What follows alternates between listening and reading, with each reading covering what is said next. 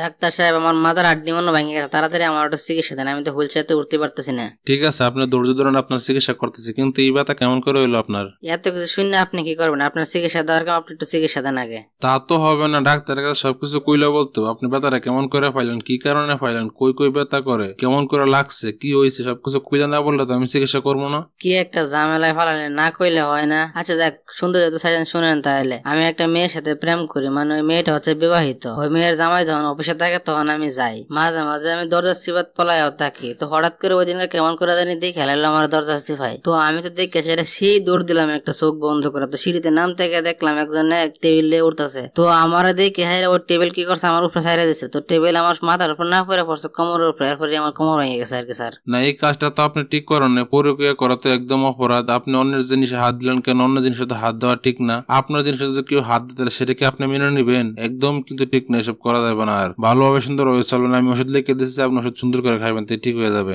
কি সমস্যা আপনার, কি হয়েছে? ডাক্তার সাহেব, আমার চিকিৎসা করেন তাড়াতাড়ি, আমার কোমরে খুব ব্যথা। কি ব্যাপার, হঠাৎ করে এত কোমর ভাঙা রোগ গেছে? কারণ কি এলাকার সব মানুষের কোমর ভেঙে গেছে নাকি? আচ্ছা যাই হোক, আপনার কোমরে কি সমস্যা, কেমন করে ভাঙছে ঠিক করে বলেন তো দিয়ে আমার একটু।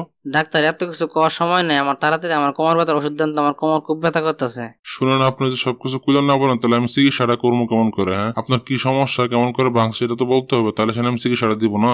আমি একজন মহিলার সাথে পরকীয়া করি আর কি। তো হঠাৎ করে শুনি দরজা টক টক টক টক করতেছে। তো ভাবলাম মনে হয় মহিলার স্বামী আইছে কিনা, আবার কি জানে। তো আমি তাড়াতাড়ি করে কি করলাম, সুকেসের ভিতরে ফলাইলাম। সুকেসের ভিতরে ঢুকতে বেশ আমার খুব কষ্ট হয়েছে, কোমরটার মধ্যে একটু চাপ লাগছে। কিন্তু তারপরে শুনতেছি কি ওর স্বামী না, তো ওর আরেকটা প্রেমিকা আইছে। তারপরে কিছু কইলাম না, অনেক কষ্ট মষ্ট করে আমি সুকেসের ভিতরে টুন্ডামুন্ড হয়ে বসে রয়েছি। ওমা, তার একটু পরে দিই ওর স্বামী চলে আইছে। তারপরে কিছু দ্বিতীয় প্রেমিক যে আছে ও কি করছে, দরজার চিবাত পলাইছে। ওটা কি করছে, ওর স্বামী দেখে আলাইছে। ওর স্বামীর মনে মাথা মতো ঠিক নেই, দেখে হাইরা ও কি করছে, সুকেস ধরে দিচ্ছে ওর উপরে একটা ডিল। তো মনে করেন যে আমি তো সুকেসের ভিতরে বসে রয়েছি, মনে হয় যে আমি সিঁড়িতে ঘুরে ঘুরে পুরে গেলাম, আমার কোমর ভেঙে গেছে, খুব ব্যথা হয়েছে। ওটা তো এনে শেষ।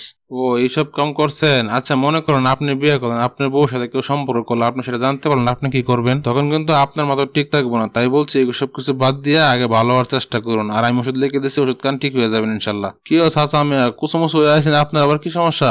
ডাক্তার সাহেব আর কোয়েন না, আমার মাথার মধ্যে খুবই ব্যথা, অনেক ব্যথা। আমি সহ্য হয়ে গেছি একদম ব্যথার কারণে। এখন কি কোমর হঠাৎ করে কি শুরু হয়েছে? সব খালি মাদার ব্যথা, এলাকার সব মানুষ কি পরকীয়া জড়ায় গেল নাকি এখন বর্তমানে? কি আর কমো, ভাঙ্গা কপাল আর ভাঙ্গা কোমর। আমার বউ লোক দুনিয়ার বিকাউজ। আমি যখন অফিসে যাই এক স্যারের লগে প্রেম কর, ওই স্যার আইছিল, ওই স্যারের দর থেকে আমি দিছি দৌড়, সিঁড়িতে ফইরে মরে গেছে, এখন কোমর ভাঙ্গা। ডাক্তার সাহেব, আমার কোমরের ব্যথা চিকিৎসা করে নাকি তাড়াতাড়ি, নাহলে আমি বাঁচতাম না মনে হয় আর বেশি দিন। এই তো দেখি এলাকাটা পুরোপুরি পরকীয়া জীবনে একবার নষ্ট হয়ে গেল রে। এক কাজ করেন, আপনার চিকিৎসা আছে। প্রথম চিকিৎসা হলে আপনার বউর ঠিক করেন আগে, নাহলে আপনার বউরে সাইরে ডাইরেক্ট নতুন করে বিয়ে করেন। আর নাহলে আপনার বউরে বেশি করে ভালোবাসেন, সময় দিন। তা না হলে কিন্তু ভবিষ্যতে আপনার কপালে আরো বেশি কষ্ট আছে।